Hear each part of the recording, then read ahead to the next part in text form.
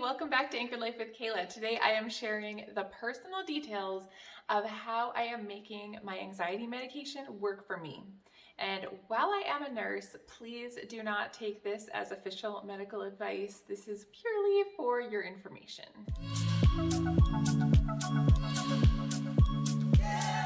A few years ago, I started taking medication as one of the ways to reduce anxiety in my life.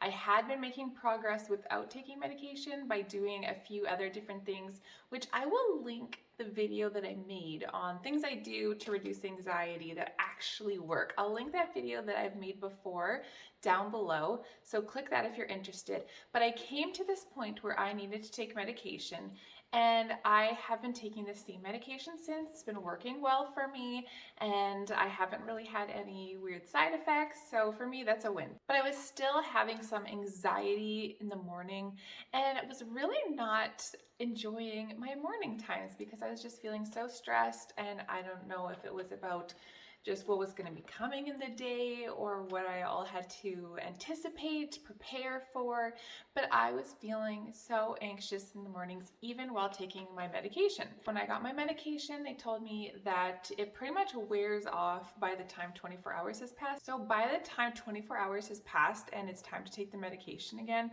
you pretty much don't have much in your system anymore. So for me, by the time I got to morning time, which is when I was the most stressed, that's when I had hardly anything left in my body to help combat that. And then recently, actually, I heard that your cortisol levels are highest in the morning. Now, cortisol is a hormone in your body that is higher when you are stressed, and apparently it is higher in the morning times and then slowly drops throughout the day, which made sense to me. I'm like, okay, maybe that is why I'm feeling so anxious in the morning, not for anything that's my fault or I'm doing anything wrong.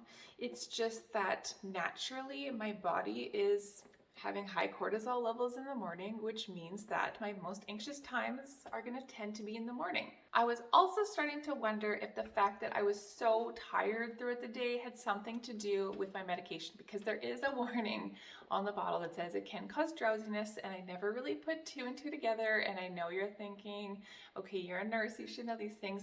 I know, but sometimes when it's your own situation, you don't actually think about all the details and put them together. Sometimes it takes an outside perspective. So it took me a while, but I was realizing, okay, you know what?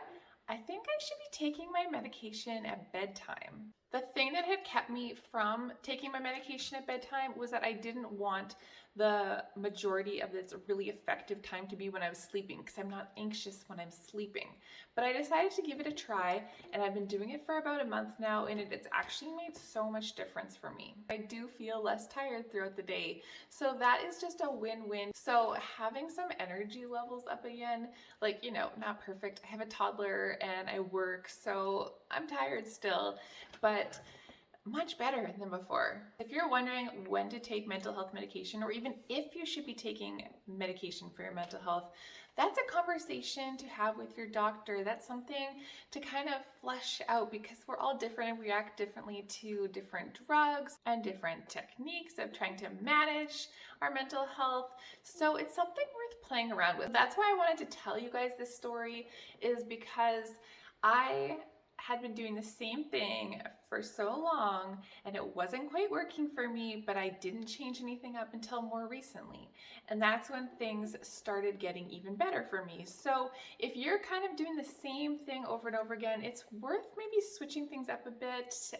Definitely talk to your doctor if you're making medication decisions. You can make little changes and just kind of wait and see how they affect you, so that you can see if it's gonna make a difference for you. I also tell you this story because I just want to destigmatize the whole having to take medication for your mental health, because that was something that I didn't want to have to do, and you know, it's not really something anyone wants to have to do, but there is no shame in it, and it's actually been so helpful in my life, and it has made me able to just feel like myself again, and to be productive and healthy and able to enjoy my life.